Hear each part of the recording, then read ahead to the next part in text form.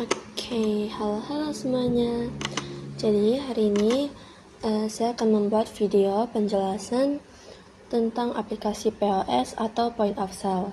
Di aplikasi ini ada 5 level. Yang pertama ada level super admin, level admin, level leader kasir, dan yang terakhir ada manager. Jadi sekarang kita login sebagai super admin dulu.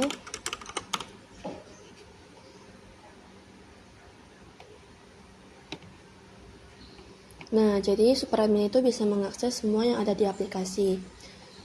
Di sini yang pertama, super admin bisa download SQL. Jadi ini isinya SQL dari database aplikasi ini.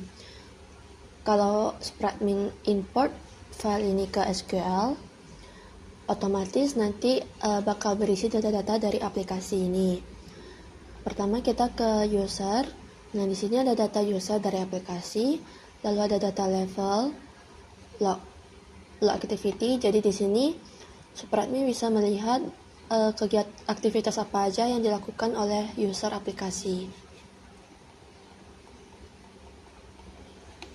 Oke, selanjutnya ada menu. Jadi data-data menu yang ada di sini semua tuh berasal dari data ini. Kemudian ada hak akses menu. Jadi misalnya saya hilangin yang dashboard. Nah, otomatis dashboard hilang dari sini.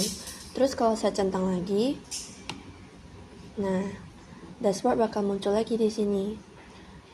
Terus kita lanjut ke data barang. Kita generate barcode. Ini kita copy, terus kita tambah data barang. Kita bikin barangnya roti selai. Yang kode ini kita paste kode yang tadi, terus kita bikin stoknya 100. Sini kita bikin harganya 15.000, modal 5.000, terus makanan. Nah, udah masuk di sini datanya. Terus di sini stoknya 100. Kita pergi ke data barang masuk. Kita coba input data barang masuknya ada misal 50. Berarti secara otomatis stok dari barang roti selai ini jadi 150. Benar? Nah, selanjutnya kita coba input penjualan. Input penjualan dari si roti selai ini. Kita coba split tabnya jadi 2. Nah, gini. Terus kita coba ke dashboard. Kita scan pakai alat ini. Coba kita scan.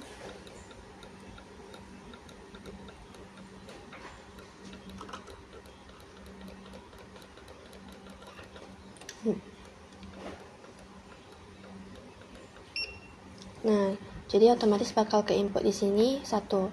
Kita coba scan lagi. Jadi 2. 3. Kita coba input sampai 5. Nah, terus kita coba tambah scan barang lain. Misalnya ini tadi udah kita input barcode-nya sebelumnya. Terus coba kita scan, otomatis tambah 1. Terus kalau misal mau dihapus, ini tuh nggak bisa asal dihapus. Jadi harus ada kode atau password dari leader kasir. Jadi misalnya ini tuh kita input password dari user leader kasirnya. Jadi selain leader kasir, nggak ada yang boleh tahu apa password dari ini. Oke, jadi karena saya tahu, jadi saya coba input. Misalnya ini passwordnya, approve, dan otomatis susu tadi kehapus. Terus coba kita scan lagi. Nah, terus sekali lagi.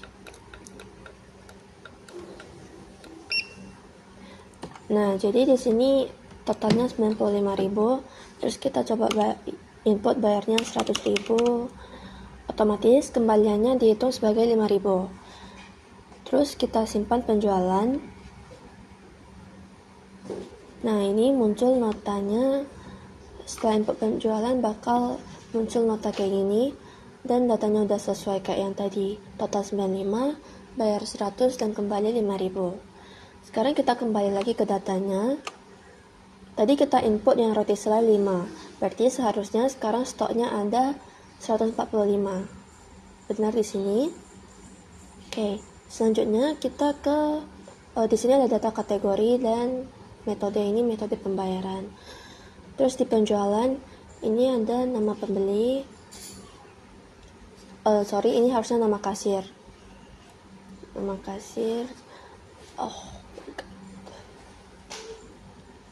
Nah, jadi yang barusan kita input ini ada di bagian sini. Terus kita klik di tab pembeliannya, benar ada roti selai 5, susunya 2, dan totalnya 95, 105. Ini udah benar. Terus kalau kita klik nota, otomatis bakal muncul kayak gini, bisa di print lagi notanya.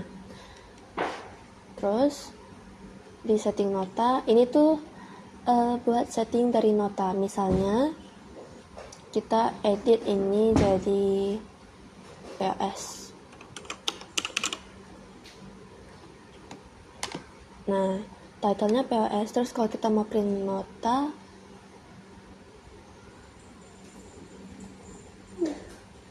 kita misalnya print nota ini, yang tadinya di sini point of sale Permata Harapan berubah jadi POS. Oke. Terus next di laporan. Nah, ini tuh ada laporan penjualan dalam bentuk diagram. Jadi ini adalah data dari keseluruhannya. Ini ada penjualan dari tanggal 27 Januari, yang ini 28 Januari, ini 29, dan ini tanggal 1 Februari. Coba kita filter. Otomatis yang muncul cuma yang dari Januari. Terus kalau kita bikin yang Februari, otomatis yang muncul cuma yang Februari aja. Ini tuh kita hitung dari pendapatan kotor dan pendapatan bersihnya. Jadi pendapatan kotor itu dihitung dari subtotalnya. Jadi misal barang ini dijual segini, terus total barang yang dijual itu berapa. Sedangkan pendapatan bersih itu yang dihitung cuma modalnya. Jadi maksudnya penjualan dikurang modal, itu hasilnya di total menjadi pendapatan bersih. Kemudian kita bisa ekspor Excel juga.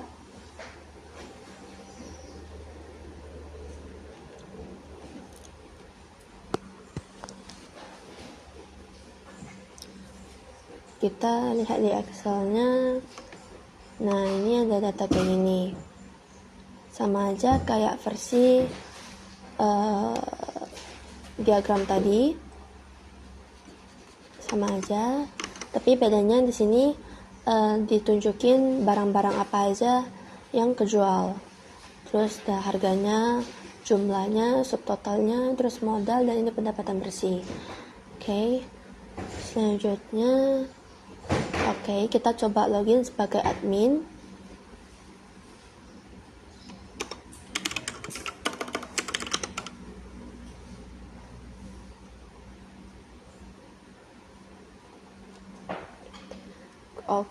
Jadi admin ini sebenarnya sama aja kayak super admin, cuman bedanya di beberapa aksesnya. Misal, tadi super admin di sini bisa akses menu, level,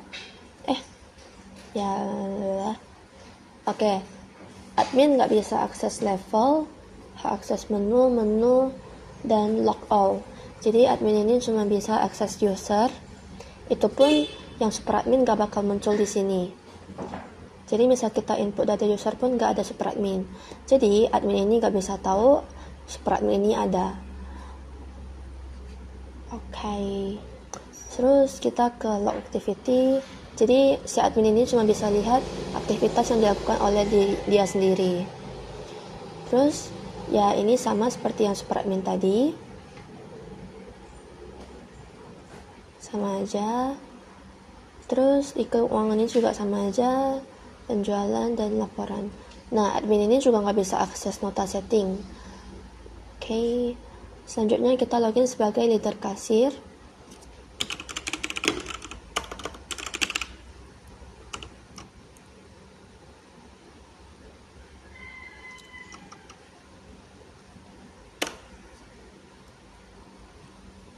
Nah, leader kasir ini bisa scan barang, bisa akses data barang-barang ini, dan bisa lihat ke penjualan, tapi gak bisa lihat laporan. Selanjutnya yang kasir, ya kasir itu cuma bisa scan aja, sama bisa akses data barang-barang. Seperti ini, bisa scan lalu bisa akses data barang-barang. Kemudian yang terakhir ada manajer. Manajer ini cuma bisa akses barang masuk, sama lihat laporan dari penjualan. Nah, ini manajer bisa lihat penjualan, bisa lihat laporan, bisa akses barang dan input barang masuk. Oke. Terus tadi selain super admin gak ada yang bisa akses data barang yang udah di delete. Misalnya ini gak ada nih, tambah data barang cuma ada button ini aja. Terus kita coba login sebagai super admin.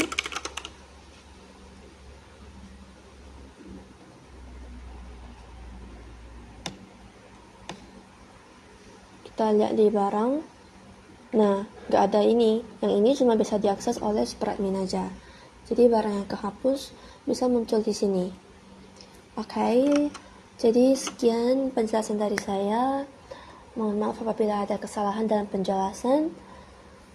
Thank you for watching. Bye-bye.